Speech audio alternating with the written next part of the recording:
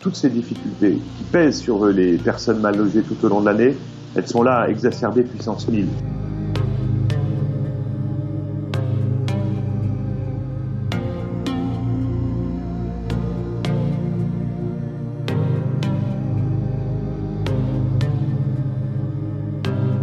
Le confinement aujourd'hui réduit encore les espaces pour pouvoir s'échapper. Quand on est mal logé parce que le logement est dangereux pour la santé ou n'est pas satisfaisant pour une vie digne pour chaque personne dans le ménage, le fait d'aller dehors, le fait d'aller voir des amis est une soupape. Et cette soupape aujourd'hui, elle est arrêtée depuis 3 semaines et demie.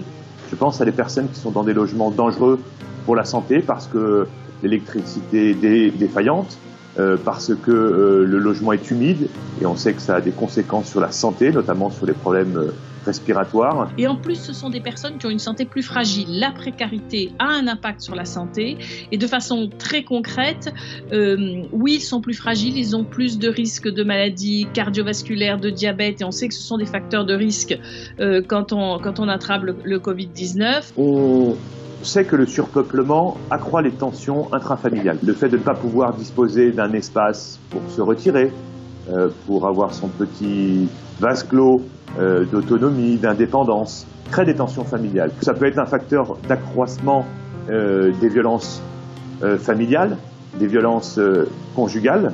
Le logement exigu où c'est plus difficile d'être confiné, on a plus de risques de contamination s'il y en a un qui l'a. Quand dans notre entourage il y a quelqu'un qui a suspecté d'avoir un Covid-19, on le met dans une chambre à part. Les plus pauvres, ils n'ont pas cette possibilité-là parce qu'ils sont trop nombreux dans l'appartement et donc la personne ne peut pas s'isoler. On espère en tout cas à la Fondation Abbé Pierre qu'il y aura un sursaut dans la prise de conscience des dégâts sociaux, sanitaires que provoque le mal logement. Qui plus est quand on est dans une situation de crise comme celle que nous connaissons aujourd'hui. Je pense que l'ensemble de la société s'est rendu compte de ce qui se passait. Il y a un élan de solidarité et maintenant il faut aller plus loin. On ne peut pas recommencer comme avant.